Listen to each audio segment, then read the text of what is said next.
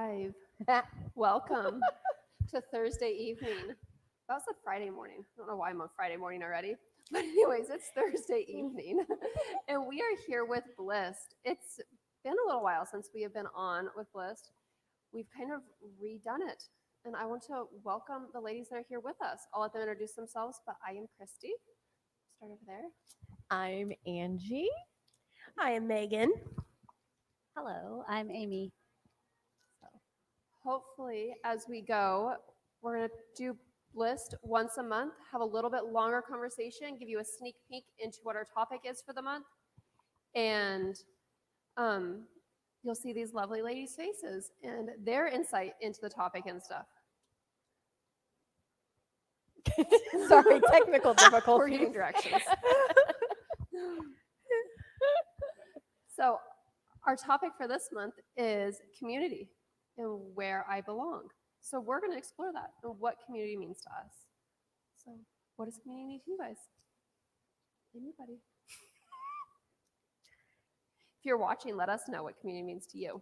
Hey, Mhm. yeah, that's a good Put it idea. in there. Hey, in case you guys didn't know, like we should have told you the camera's Yeah, right camera's up there. So if you actually wanted to talk to the people, just look into the camera lovingly. What Hey, does community guys. mean? Yes. What does it mean to belong? Right? Is that what we're Mhm. asking? Yeah. I mean, the first thing that comes to mind is being part of, Oh yeah. Yeah. and that's like the biggest part. Being part of, keeping yourself in it. In it to win it. Yeah, just okay. I know what I want to say, but it just was not going out. Typical Megan fashion. But yeah, definitely putting yourself in there, Yeah. being there with the people. Don't be afraid to get your hands dirty. Say, I mean, you can say your piece, and if they use it, great. If not, move on. I mean, it's nothing against Anyone. anyone. Yeah, Anyone. Yeah. yeah. I'm so sorry. We're getting like mic etiquette lessons. I move really bad when I talk. Yes, some of us talk more with our hands, and that's fine. I If you totally wanna do. it, We might have to. I am very active when I talk. I apologize. that is so funny. Oh my goodness. Okay, so community. This isn't something that's always easy for me. I'll just be honest. I'll say the thing that's real. Community isn't the easiest thing for me to engage in always. I don't mind being a part of a community, but it's probably not always my knee-jerk reaction to choose being a part of a community. Sometimes I prefer to be a part of Angie. Mhm. Yes, That's real life. Solo act. same. Yeah, Exactly. yeah. Me and Jesus.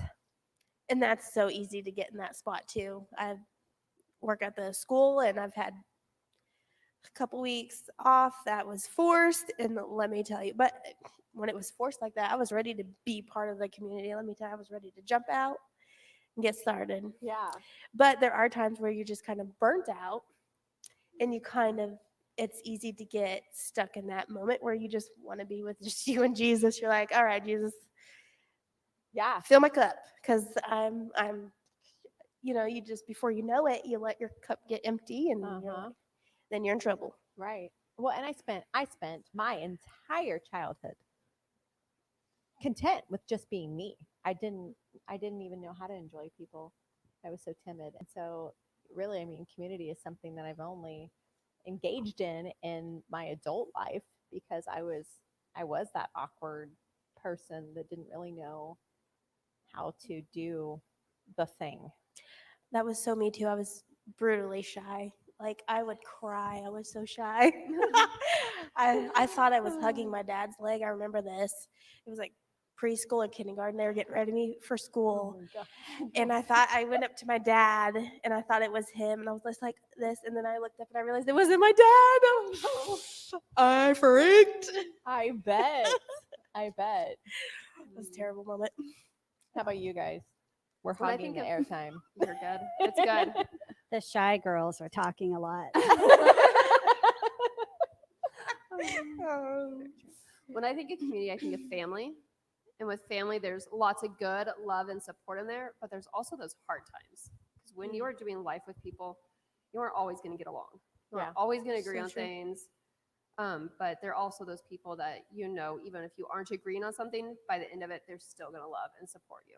That's good. Yeah. So true. I think community is a lot different than I thought it was.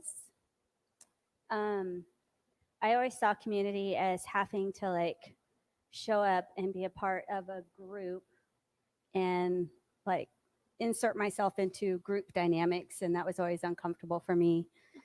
And I think I'm discovering that community actually is having connections with people who also have connections with each other. And so you have a connection with somebody and they have a connection with someone else, and you also have a connection with that person. And so there's this interesting thing that happens when that dynamic is happening, because it's not just about the one-on-one connections, it's about the multiple connections and how they like all connect to each other. Saying connection a lot, but I like that, because one-on-one connection is so much more authentic to me, and it feels so much better and more natural to me. And realizing, oh, it's just a series of one-on-one connections. It's not me having to like perform in front of 20 people and get everybody's attention and tell stories and, do all those things. So it feels easier for me when I look at it that way. Yeah, leave it to the life coach to reframe it. I had to reframe it for my own life. I was forced to. That's awesome. I would have never thought of it that way, where it's just several small one-on-one conversations. But what about the conversation itself? Like, is anybody else feel completely inauthentic in a conversation that is just chatting about nothing? Yes. Yeah. I don't like small talk. Hate I don't like small talk. It's not my What about a thing whole either. group of people who don't like small talk? We are. Exactly. Are we all introverts? Yes. Yes. Yeah. Yes. Where are the extroverts? Candace was unable to join us tonight. I'm kind of banking on you being an extrovert, but I think I'm wrong. Yeah. Anyway, weigh in, Candace. We're gonna have to like bribe some extroverts to come hang out Be with our us. little small talk people. Exactly, because it's awkward. Or to we me. just go It deep. is. Exactly. Yeah. And that's what I want to do. Like, if I engage with somebody, I want to know everything about them in 2.5 seconds. Yeah. And then I end up oversharing. That is so me. Yeah. I do. I overshare too. I'm like, did I really have to say all that? Just good grief. Right. Even earlier, I did that Did you just today? just today. Just enrolling my today. kids in school. Really. You told the people. At the Told my whole school life the whole story. story. I was like, okay. And I'm thinking in my head, okay, that's ridiculous. Just shut up, Megan. Yeah, I'm sure I made a face, and they're probably wondering why I made a face, but I was at myself, not them. Everything's This is how okay. introverts do community. It's a spill all. Spill all and then rethink what we just shared. Yeah. You're like, wait. Oh Like, I really gosh. need to say that or not? Oh. Yes. Now that I have found my voice, though, I walk away with less regret. Yeah. There were always the moments when I was like, oh, I should have said this. Mm-hmm. Do you guys do that? Yes. Yeah. Mm-hmm. Or should have done that, or who cares? There's sometimes I get stuck in that. Well, what are they gonna think if I'm just me? It's like, well, too bad. I am who I am. Yeah. Exactly. I'm not gonna change it. I am like- Megan. Hear me roar. Yeah. Yes. I actually have a shirt. It doesn't say I'm Megan. It says I'm a lion. Hear me roar. I love it. It's got this big old awesome lion on it, I love that. and it's a good reminder. So, can I ask some difficult questions? Yeah. Go Okay. for it. So, what about the times when community gets awkward, or there is, and there are moments when we've been less than, and we feel like we've been ousted by our community, what then? Let's just be real. These things happen. Yeah. They do. Always seen it as like two choices. And when a community isn't like true community, like authentic community, I always pick the first choice that I think of I'm just not going to go back. I'm just not actually going to re-engage with these people because I don't want to, because what are they? Or I get to stop and think through and say, was that really what they were? If somebody said something that's like, oh, maybe that was hurtful, that's not truly who they are, because I know who they are, because when you have real authentic community, you know the people around you. Yeah. And, or if I make a mistake, they're going to forgive me and they're going to love me through whatever it was, and I get to go back. Yeah. But the easier choice for me is I'm just not going to re-engage in that, and I'm going to just go back to myself and not re-engage in that community. Yeah. Guilty. Guilty. But I'm working on not doing that, because I think a lot of times there's something that was said or done, and it was more me of something that I was going through personally. Yeah. It is so easy to mix the two up. Mm-hmm. It is way too easy. And I have come to realize that I'm at fault of some of those feelings. And I'll just sit with Jesus and we'll talk about it.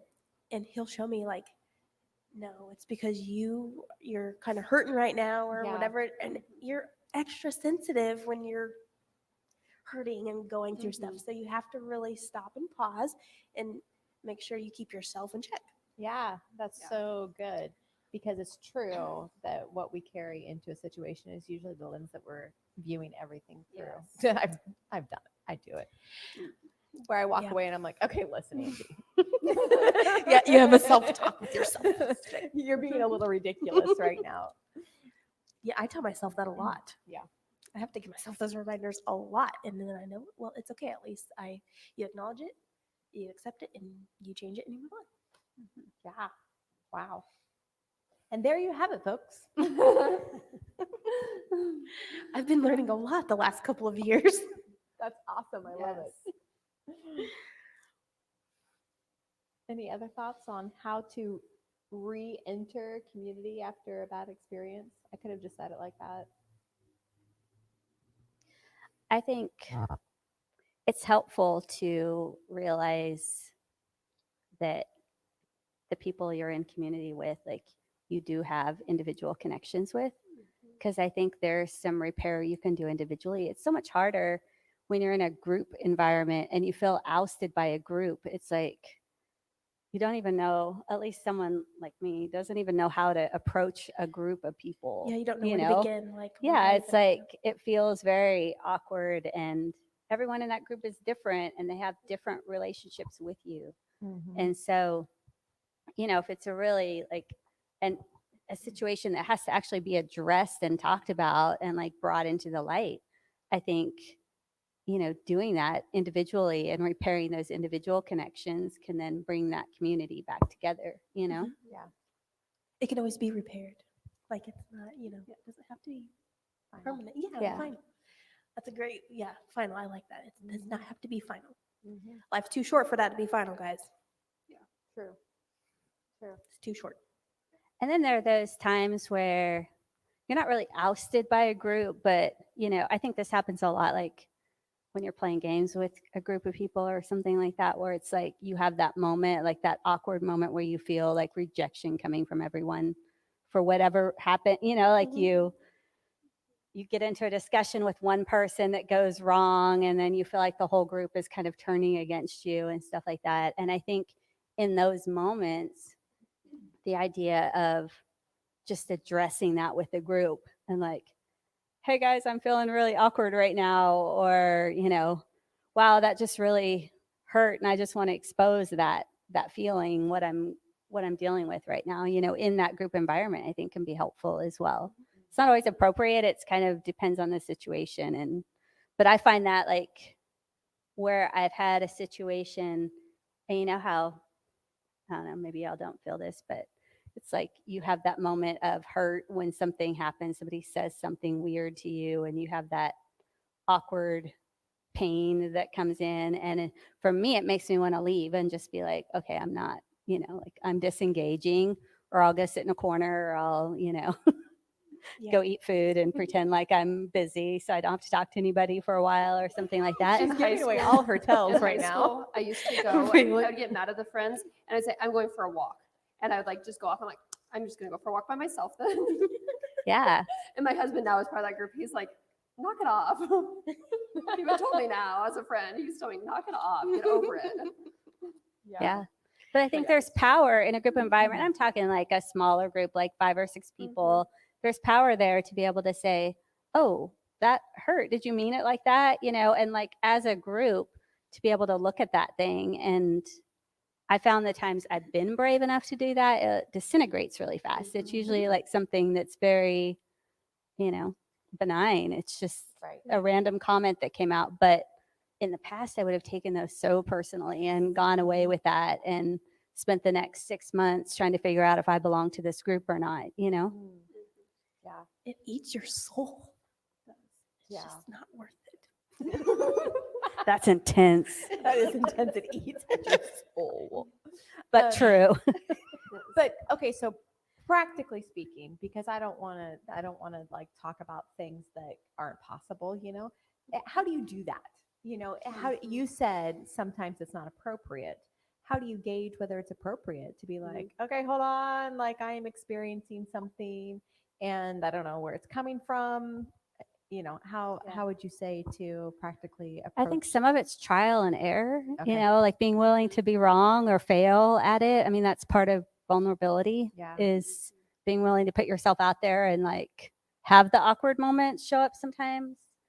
I had an example. I was with a group of people playing a game, and in the middle of the game, it was a new game to me. I'd never played it before.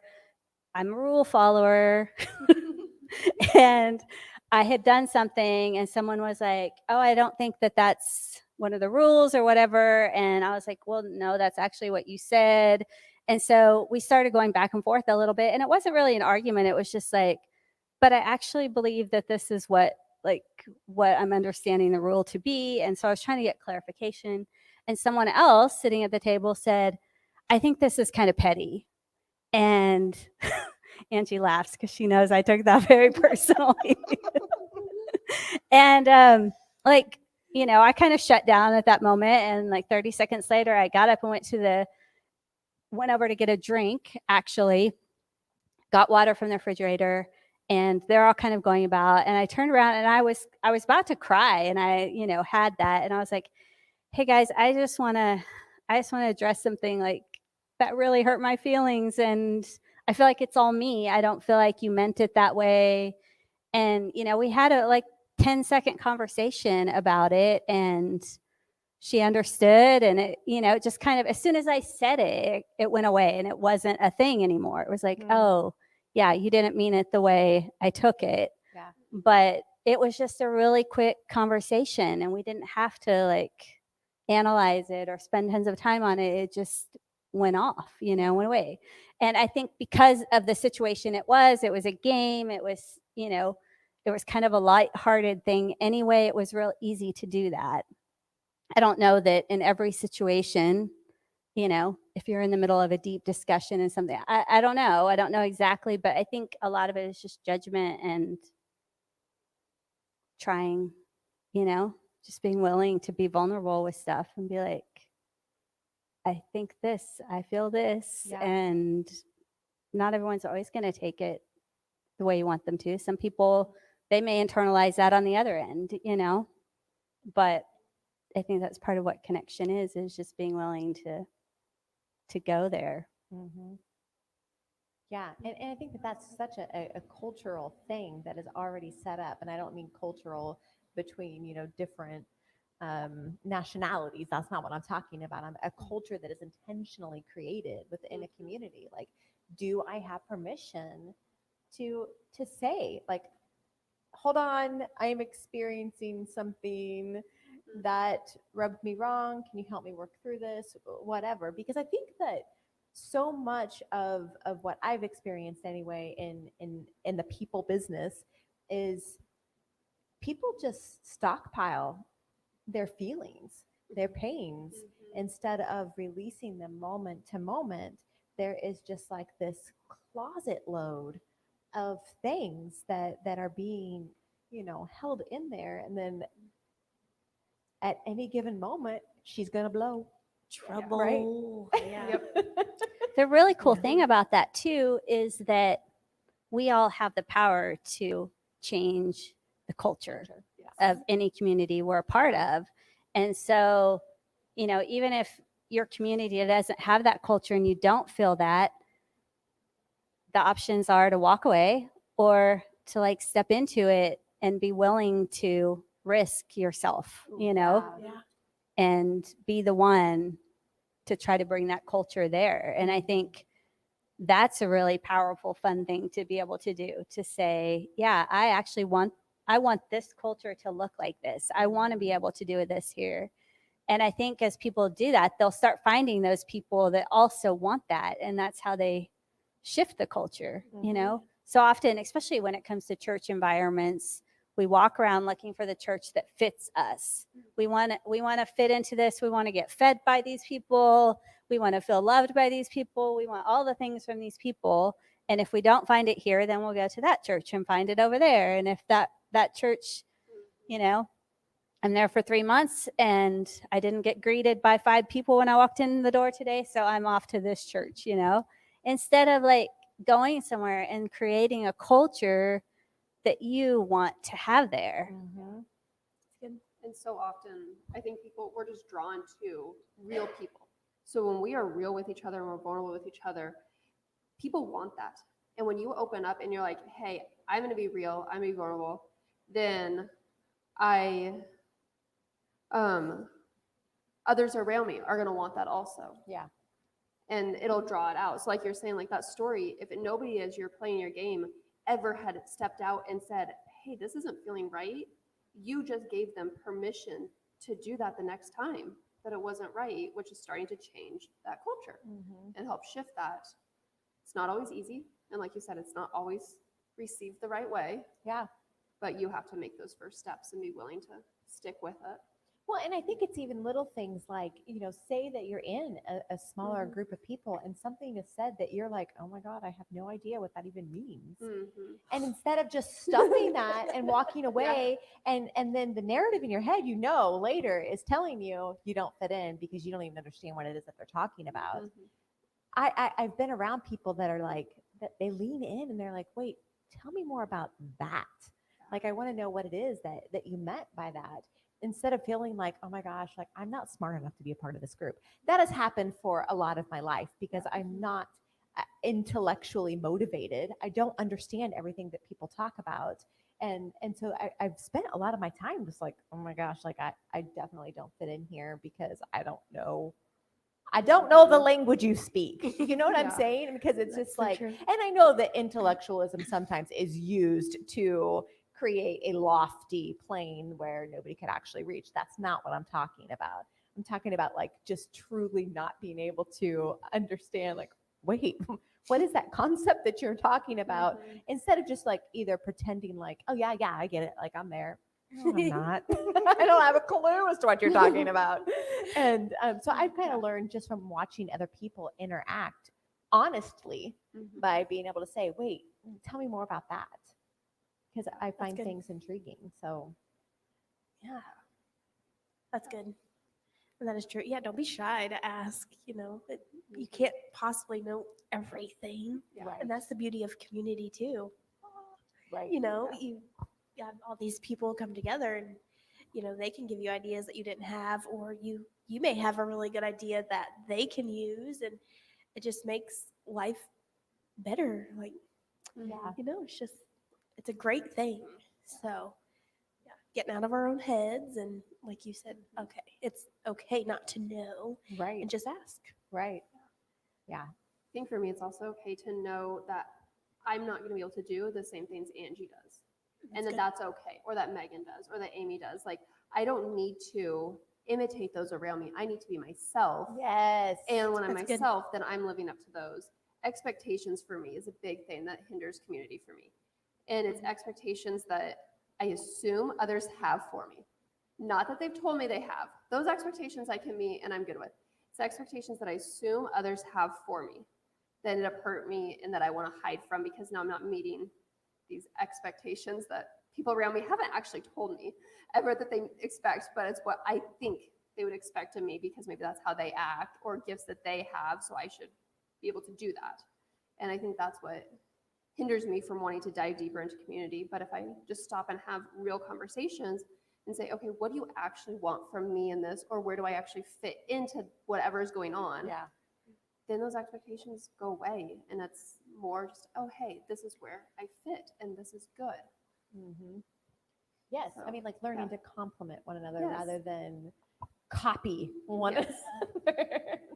Yes. Yeah. That's so true because we all have different gifts and abilities, and even the way we think isn't going to be the same. Right. So that's Yeah. good. What else? What else on community? Oh, Candace has a lot on community. And I love everything you're saying, Candace. Oh, Yeah.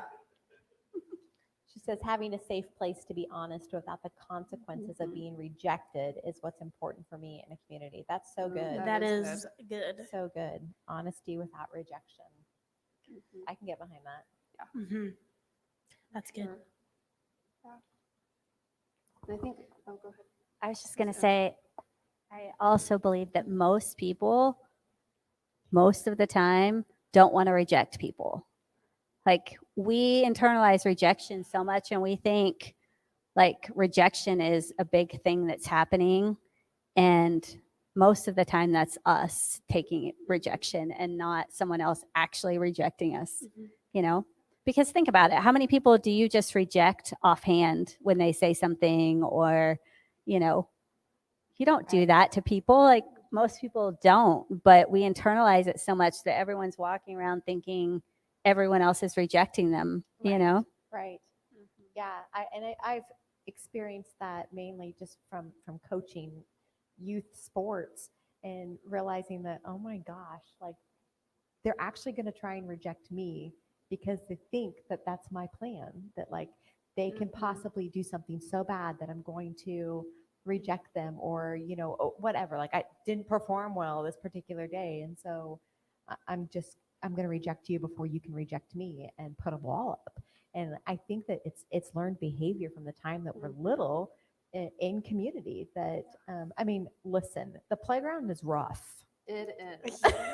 Yes, it is. It is. I mean, like you either fit in with one crowd or the other, and if you don't, then I don't know where you belong. You're like, and if you're gonna, you know, there's just, you know, the playground. It's a rough is. experience, and I think that that's where so many of us learn how to handle community life. I never It's thought of from- that. Yeah, I was so just having true. this. I was having this conversation with my 14-year-old who's starting high school, and if you've ever met her, she is very real. She'll let you know who she is. She will get up and sing and dance. She just loves life, and she is real. And she's like, I'm just scared. She's scared of being rejected. She's scared of embarrassing herself. She's scared of all these things. And the reality is, she's probably going to be rejected because she's real, and she lets people know what she thinks of them. She's working on doing it kindly, but she lets people know what she thinks of them. And that scares people away unless if they're ready to be real and honest. yeah. And good. so, but just trying to help her stick to being real is going to find, like you said, find those people that truly are, love you, and support you. Right. Yeah. So, but yeah, it's rough. High school's rough. So, how do you change the narrative? I know I'm asking some deeper questions, but how do you change the narrative when engaging community? Because we're all walking around with a story running through our minds as we enter into community situations or friend groups or however you want to frame that. How do you control that? How do you tell yourself a different story? That's a good question. I have a story on this. So the first learning community, probably about 3 years ago, 5 years ago now, that I've met Angie. That's when I like pivot, like where I really learned like what community truly is. I was always scared. I was scared of bringing friends closer to me. And there's a memory that I have as a young girl in a playground where I did have friends go back and forth. Well, ask her to play, or ask her to play, or ask her to play. right? And it was that kind of that rejection of nobody wanted to play with me. They were just kind of pushing me around. But then it came back, and I rewrote that story in my mind of realizing it still happened, but also listening to God in that moment and say, okay, that I can tell you is a moment where I felt rejected and where I kind of pivoted other relationships off of. But I sat down with Jesus and we talked about it. And he told me in that moment that I was greater and I had more to offer than what these girls understood. And so who I was, they weren't ready for me as a friend. And yes, it hurt, but it's who I am. Yeah. And so kind of sitting with Jesus in those moments of where I've been rejected and being like, okay, where were you? Where were you, Jesus, in that moment? Because that hurt and that sucked. Where were you? And then being able to read and see this story from his eyes. It's really what it is. Yeah. Any other thoughts? I like the idea of asking. You know, I think so much, and you brought it up, like asking the questions, but so much comes out of curiosity. You know, when you're feeling something, just to be able to be like, hey, is there something between us? Like, did I do something? I'm struggling with feeling rejected here. Is that real or not? You know, and just putting it out to them, you know, and giving them the option. And again, it's risky because there could be a chance where somebody's like, actually, I don't like you very much, but is that going to happen very often? And if it does, like, you'd rather just know. Yeah. You know not to pursue that person anymore. You don't even know me. Yeah. The writing is on the wall. But you know what I mean? It's like, but yeah, I've struggled with that a lot where, you know, I've been in situations not even that long ago where it's like, I'm there, I'm like participating, but I start feeling something and I just want to run away from all of the people in the room. And I think it's also helped me to, like, this has even happened here, but it's helped me to have like a relationship with you or with someone else where I'm like, I can lean into that one relationship and work through that and be like, okay, I'm actually not being rejected here, you know? Yeah. And I can have a little bit more confidence in that one relationship that then kind of spills out to the community as a whole, Right. you know, Yeah. because it's a little bit more of a safe place. And I think as you practice that, it becomes less and less intimidating to actually approach people like that, because you start realizing that most people actually are feeling the exact same thing and they're struggling with it too. And you start talking about it, and then all of a sudden you have this deep connection with this person where they're like, oh wait, you're not actually rejecting me either, you know, Right, like, right. wow, what's happening, you know? So That's I good. think, you know, it's all about not protecting yourself. Oh, Mhm. that's interesting. I mean, that was really good. I was like, oh, He there was she like, "Ah." said it. I mean, It's out there. that was good. I mean, it's so true. Like, speak up. Like, I know for me personally, I always started with, "Oh, I'm sorry. I didn't mean to upset you or something." And then I know for me, that's like a more of a natural way of getting into that part of the conversation. Or I'll just be real, be like, "Hey, I'm struggling. I just can't." Right. You know, instead of fighting, you know, yourself and try, you know, just be like, I got to take a time out, or Right. that is not easy. You know, that's a very hard step, but I feel like that is appropriate sometimes, because then if you're running away, you know, you ran away and they're thinking, oh, they must not, you know, like me, but it wasn't, it was on my end. You know, that can cause all kinds of crazy chaos because of lack of communication or whatnot. And so, but yeah, for me, it's saying, oh, my bad, and then moving into the conversation. Like, that's just the easier way for me. I always call it I need time to land in love. That's just Oh, my that's good. thing. And Yeah. because if I get hurt, it takes a little bit, but if I get Yes. hurt, I get hurt deeply.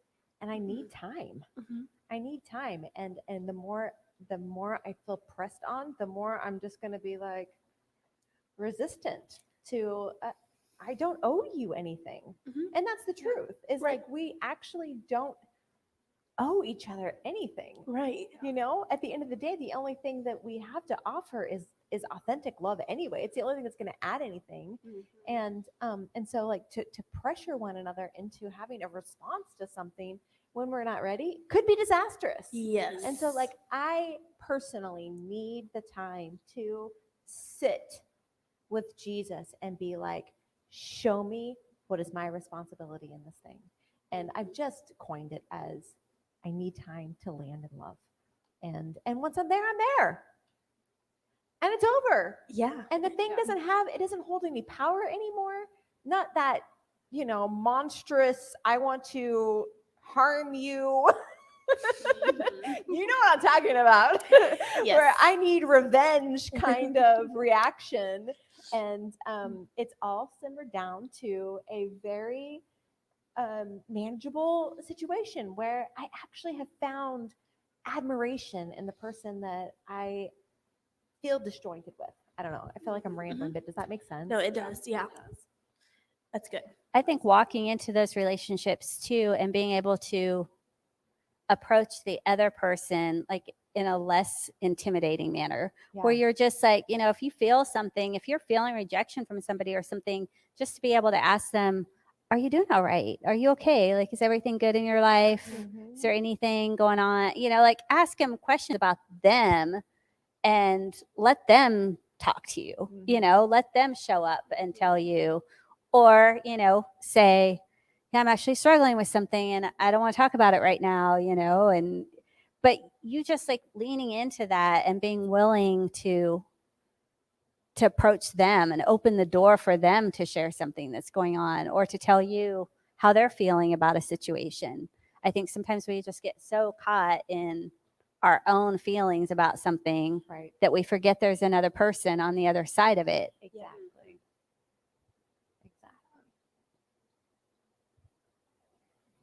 I think the landing in love is a really good just kind of principle to have when you're like upset with somebody, because oftentimes you come out of it and you're like, wait, once you finally land in love, you're like, wait, I'm not actually upset with them. And I don't even know what I'm going to go back and talk to them about, because can check to make sure we're okay. Like you said, hey, are we okay?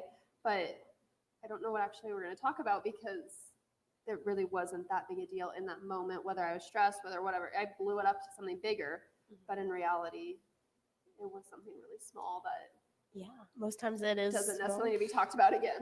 and potentially one-sided. Like it was just your big feelings and they're clueless. Yeah. Yep. But however, I mean, there is a responsibility to return when there has been, you know, a conflict and sort that thing out. But you know, even in the coaching world, I've always written up a parent letter and sent it out at the beginning of every season. And it has very clear dictates on how we're going to handle what you're receiving as wronging your child. You know what I'm like during a game, like your kid did not get enough playing time. I've got protocol. There is a 24-hour period before I will talk to you, because more than likely you are just jacked up on the emotions of the game. Yes. And you need to make sure that you are cool-headed before you're going to come at me with anything. I have been attacked by parents before in the middle of a game, like my kid should be playing more than and I'm like, calm down, you know. And the other thing is that, and I've learned so much from dealing with especially the parents of girls for some reason. And I am one, so I'm not pointing fingers. I get it. But for whatever reason, the parents of girls are a little more unrealistic than I feel like, you know, parents that just have boys. And maybe that's not true. I don't know, but that's the way it feels for me.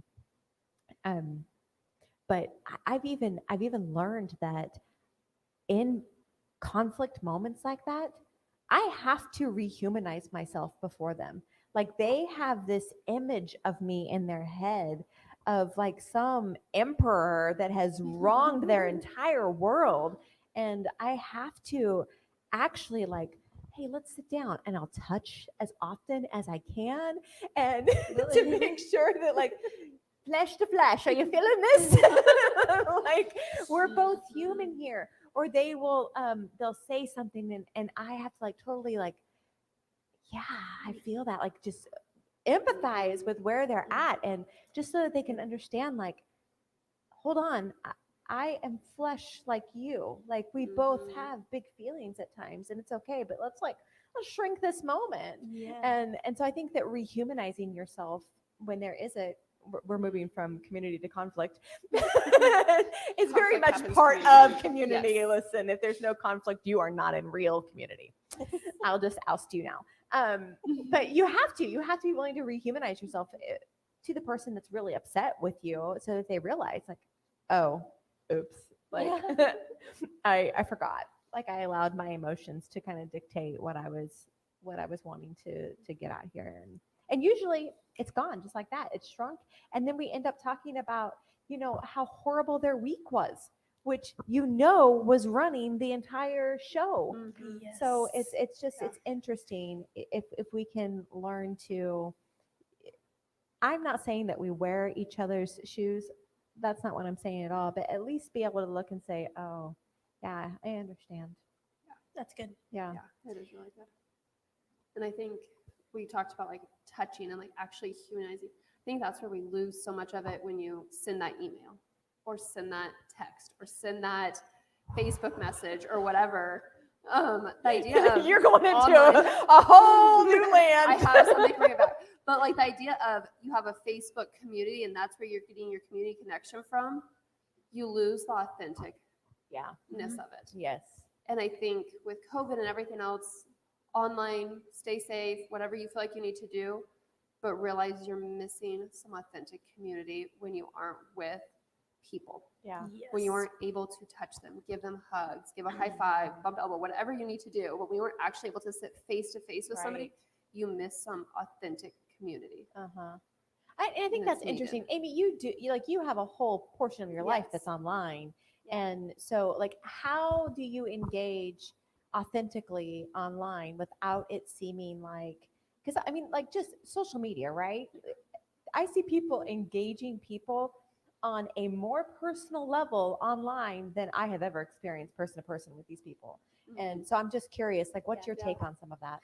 Well, I don't do a lot of social media. I know that. Most of my online community is like I'm actually talking to them, via Zoom or in different group calls and stuff like that.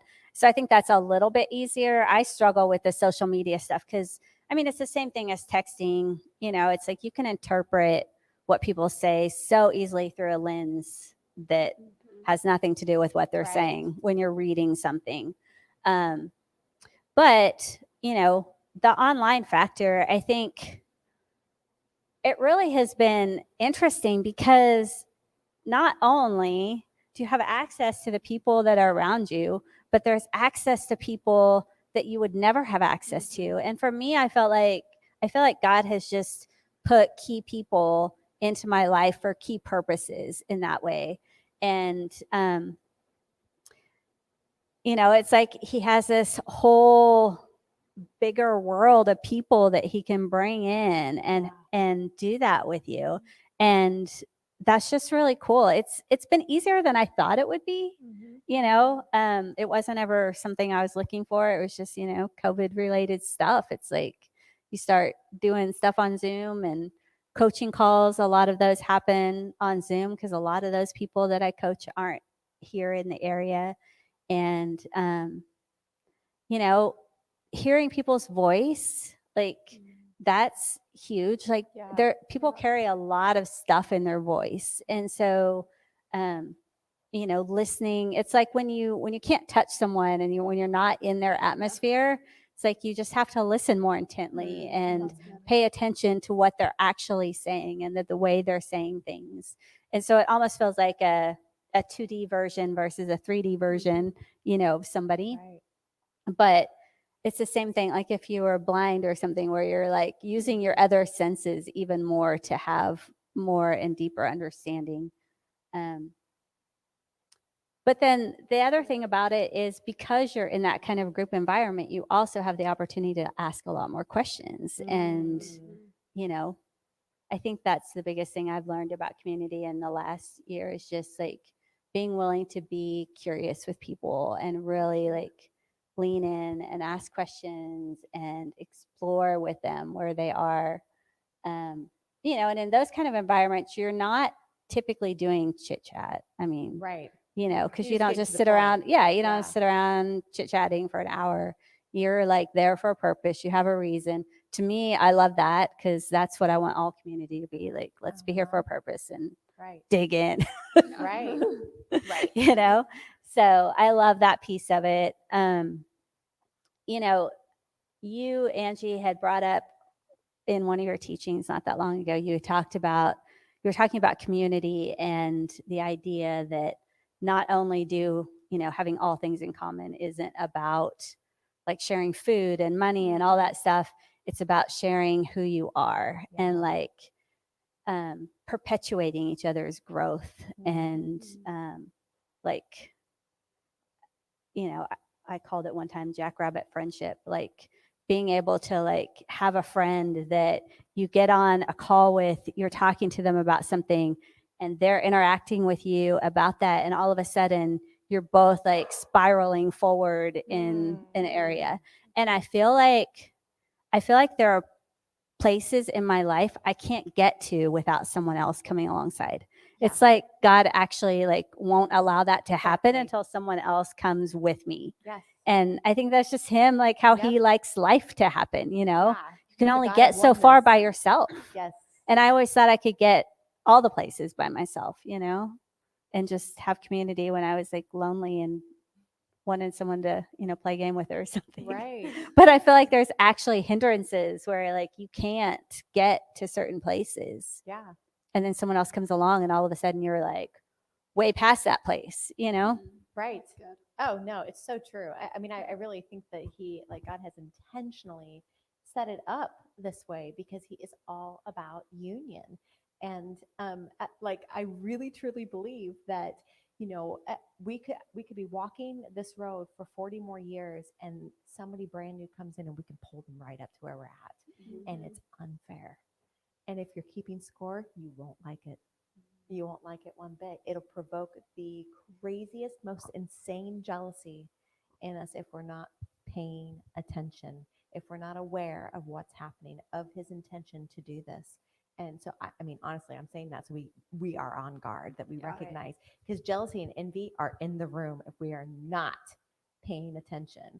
And I mean, and there is nothing that will ruin community quicker than jealousy and envy. And I really think that jealousy is provoked by admiration. Like there is something in us that is charged when we see somebody and we're like, pay attention. Something in us is like, pay attention. And instead of giving voice to that thing, giving it the release that it's due, we harbor it. And then it churns and turns and becomes jealousy. And that's when you start to see division. Yeah. Well, and it's also, it's that thing where everyone around you, all the people you're connected to have access to everything you have access to. And you have access to everything they have access to. And so even though, yeah, it can bring some of that where it's like, oh, it's not fair. No, it's not fair. You have access to everything that everyone else in the room has. Like, that's not fair. Yes. You have favor there, Yes. you know, and we all do. And so it's like being able to see those things and be like, oh, wait, I want that. I want what you have. I want what you have. I'm going to hang out with you for a while so I can get it, you know? And other people will do that with you too. Wait, no, Amy, I want that. I want to, you know, I'm coming by your side because that's what I want in my life. Right. And like, that's exciting. Yes. Because it's not limited to anybody. Like, we can, you know, look around the room in a big circle of people and just be like, what do I want? What do I want today? You know? Yeah. Oh, I want to be a prophet. I'm hanging out with Angie for a while. Hilarious. I want to just like I want to be an artist. I'm going next to Chrissy. Be like going to the grocery store. Oh my gosh, that's so funny. I mean, really, that's the best way to look at kingdom life is like there is a full spectrum of things that are at our disposal, but we have to get over the fear of like, should I go or should I stay? You know, I have a Yeah. couple of friends who, so I had some prophecy spoken over me a few months ago, and I'll be talking to them about it. And at first it kind of was weird to me. I was like, because I would say something and they'd be like, oh, I want that too. And like claim it. And I'd be like, wait, that's my prophecy. Like what? back away. You know? But I've even noticed them like leaning into that and being like, oh yeah, that's for me, you know, and then all of a sudden claiming it as their own, which as a child, I would have been so offended by. Like, that's why I didn't write for 40 years Mine. is because, you know, yeah, like, I'm sorry if I'm not the only writer in the world, I don't want to be a writer. Like, it's me or nobody, you know? Spoken like a true 4. I know, right? So that's been like a weird thing for me, but it's also really cool. It's like, oh, wait, yeah. And actually, wait, what are your prophecies? Because I want access to some of those too. I want some of that. Like, God doesn't withhold anything, you know? And that's difficult. I mean, depending on your personality, I mean, we could get into all the different personality type things that there are, but depending on your personality, that could rub you wrong because some of us like to be the most unique snowflakes in the room. Yeah, me. Exactly. and so it just kind of depends on your personality. And then there's the ever loving twos that want to come alongside and make sure that you have everything that you need to accentuate all the things, which I find extraordinarily obnoxious. I'm like, I don't need your handout. You know what I'm saying? Yeah. It's like that's because of my personality leaning, and I not giving anybody permission to use any of the personality tests to as an excuse not to engage rightly in the community that God's put you in. I had actually, back when they made Bible bags, does anybody remember the little Bible bags that they would sell at the cute little Christian bookstores that are no longer existing? I had one that actually, it said, bloom where you're planted. And that always really stuck with me. And it was like green and white gingham print and then had the cute little flower on it or whatever. But it really did. I mean, like there was something about that I was like, oh, like I took it so seriously. Like, okay, so is this where I'm planted? Kind of thing. Because I can also be extremely intense about different things. But anyway, it's interesting to me, like how the kingdom is actually playing out for me. Like I would have never thought that this is how it was, because my whole dang church life, there's always been the it person. Always. There's always been the it person, the one person that has all the power. And that is not a good picture of the kingdom. It's not. I said this today. There's a John Wimber quote that said, he is the founder of the Vineyard movement. And it says, he says that in the kingdom of God, everybody gets to play. Everybody gets to play. And that's the way it should be. Like my biggest dream is to see people not just empowered, people not just knowing who they are, but actually do something with it. Act in it. It's the inactivity that drives me nuts. You know what's really cool about that though is, as you were talking about that, like me wanting to be the most unique person in the room, I actually feel like as I've embraced this, my uniqueness has come out more. Like it actually shows up as me even more so. It's like, yeah, that prophecy that I got is for you and you and you. But guess what? It shows up for me differently than it shows up for you. And it shows up for you.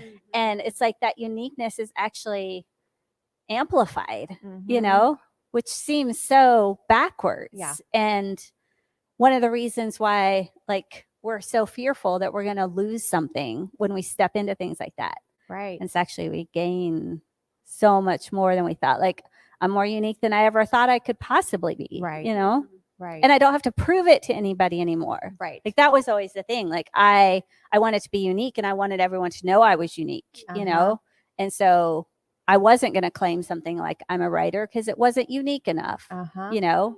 I'm going to like hide in a corner until I find something that I can like claim for myself, which I never could, that no one else in the world has. Right. Well, and it's like that whole idea, well, I'm offended, so I'm going to take my ball home. Right. Like then the game's over. If it's not going to be my way, the game is over. But Amy and I were actually having a conversation the other day about withholding, and this is especially true in community. Is when we withhold, when we don't have the full array of everything that he has given us on display. Do you want to know what people experience?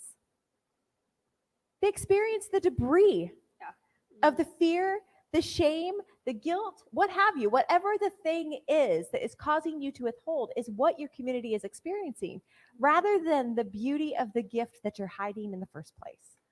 And so why the heck are we withholding? That's a great question. I think some of it comes down to Sounds terrible. I think Self-protection. about, like, kids and stuff, self-protection and fairness. Well, it's not going to be fair if that person has this, or fair if that person has. It's fair if you're acting as you're supposed to be. Like, that is fair. We get fair and equal mixed up. No, it's not equal. It's not going to look the same. I don't want it to look the same. We don't need more Christies in this world. Right. One of me is enough. But it's fair when I act truly who I am and you act as you're supposed to be and you are, then everybody does get to play. Right. And it's fair. If and it's everything was fun. fair, we'd all be dead. Exactly. so Talk about that. Not really. Not Because we all have favor. Like, we have Yeah. favor. Yes. Like, it's actually not fair. It isn't like, fair. Like, that's anyone who tells me something's not fair. Like, no, it's not fair. You have so much favor. Right. So much favor. I know. It's not fair. I know. I was talking about this morning in my live. I was talking about how, everybody's in an uproar over the gymnastics side of the Olympics because they watered it down because of one person who was so much more elite than the rest of the gymnasts that showed up this year. And so they watered down the point system so that she couldn't excel far and above everyone else. But here's the deal. We're all up in arms. We're like, that's so not fair. Just let her compete at her level and make everybody whatever, But I'm going, this is so kingdom. Because that's what he does. He evens the playing field. He makes it so that everyone is playing at the same level. And as long as we are going to use the scales to weigh and measure, we're always going to be pointing fingers. But it saying, doesn't "It's bring not fair." anyone down. It doesn't. It takes everyone higher. Yes. Like, it's not like that person that's at the top gets pulled backwards, Right. That's good. I mean, yeah. That's when you can walk into something that we've worked for and we've come to, like, this community. I can tell you we've had this building for a year. We've been doing Unedited Life for 2 years. It'll be 2 years. 2 years. Yeah. And you walk in our doors now and you're coming into a new community than where we were 2 years ago. Oh. And we have worked hard for that. Yeah. And on the outside, that wouldn't look fair. You should have to go through the same struggles we went through, is what the world would tell you. Kingdom says, nope, you get to come in and you get to start right where we are. Right. At community. Right. That's good. Yeah. Yep. We break the want you here. ground. You take advantage. Yep. But I would have it no other way, honestly, because who really wants to go back down to where we started? I mean, like, I don't want to go back there. No. And I don't want anybody else to drag me back there. You come up here. Right? That's Yeah. good. And I think that's kind of it's like the unspoken rule, if we have rules around here, is that, if you're going to come here, then you need to pull up your big girl panties and let's go. Or big Yep. boy panties. Some of you. Or big boy. Yes. Maybe not for Bliss, but Not for this. Unless you're running sound. Yes. We love our sound guys. We do. Yes. Well, we should land this plane. We should. We could find a whole new topic on community to engage in and be here all night. Yes. We have to save Yeah. some of this goodness for next week. Yes. So I was about to say Yeah. is if you want more and want to experience real community, You want more? you want to come to our level. yes. Join us on the 15th. Yes. Angie is sharing on Bliss, Angie is sharing at Bliss on Community. Yes. If I can. Yes, gonna I be think good. that it's officially titled Where We Belong, Where You Yes. Belong, something Yeah. like that. Are you going to sing? Love lift us up where we belong. Oh my gosh. Did you watch my live this morning? No. I actually talked about that song this morning. That song has been on my mind for like a whole month now. And I made the mistake of actually going and playing it, and it was just better rolling around in my head. Yeah. It's not a great song. No, I just like that part. Love lift us up where we belong. I'm not gonna lie, I don't know what song you're talking I about, don't but either. That's It's because old. not You're old too enough. young. oh. Well, we just showed our age. Sure. All of us.